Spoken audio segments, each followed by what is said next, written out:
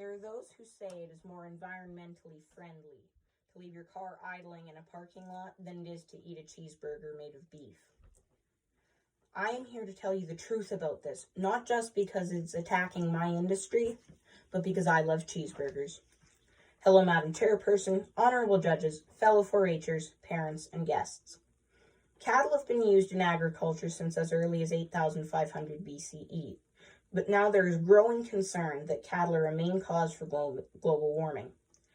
Now, I don't think this concerns surfers or people who want some kind of eternal summer, but beef ranchers are now facing the people who are concerned. However, do cattle really produce as much greenhouse gases as most people think? I'm going to tell you the unexpected truth. First, I will address the most commonly known greenhouse gas, which is carbon dioxide, or CO2. CO2 is used for many things, such as the pop you drank yesterday or the fire extinguisher that you used to put out what would have been Christmas dinner. Despite its many beneficial uses, though, it is the most widespread greenhouse gas, making up 81% of all worldwide greenhouse gases because it's emitted by cars and trucks.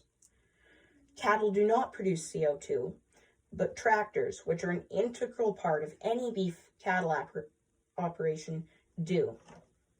Each year, though, my family uses about 1,000 liters of diesel in the tractor, which produces about 650 liters of CO2, or 0.65 tons. While the average highway tractor that ships to stores and restaurants produces a whopping 90 tons, and the average person creates about 4.6 tons, which is twice as much as the cattle themselves make. Moving on, let's talk about those gases the cattle make. Methane. Methane is a colorless, odorless gas that makes a chemical reaction to turn things blue, and it also makes explosives and tires, even though those two things are completely unrelated. And it is also a, can you guess, greenhouse gas, being even more potent than CO2. But what most people don't understand is that it makes up for this potency by not lasting in the atmosphere for nearly as long. Cattle produce methane because of a bacteria in their rumen, or large stomach compartment, called methanogens, that help them to digest coarse plant matter.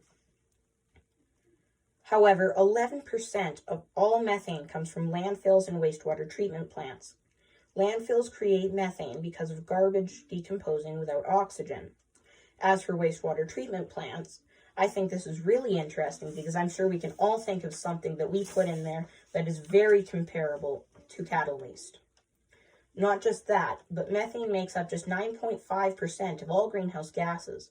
Less than half of that comes from agriculture, and only half of that comes from cattle, making their gas emissions about 2.5% worldwide, as opposed to the 15% that some sources may tell you. So, why do ranchers still raise beef, even though there are a growing number of people who think cattle are bad for the environment? Beef is a very healthy food, being a great source of 14 essential nutrients, including protein, zinc, vitamin D, and more.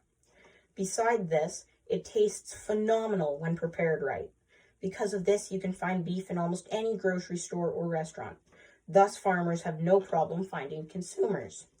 Because of all its nutritional benefits and sheer taste, the average family of 4 eats about 888 pounds, or 1.5 cows, each year.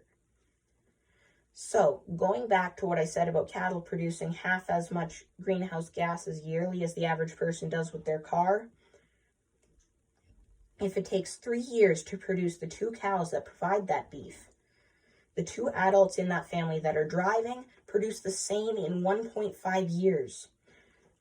This means that you support global warming more by going to and from work than you do by eating a T-bone steak. So, in conclusion, it is not necessarily wrong to say that cattle, from the tractors that feed them to the cattle themselves, contribute to greenhouse gases. But do cattle really produce more greenhouse gases than the average urban family home? I think not.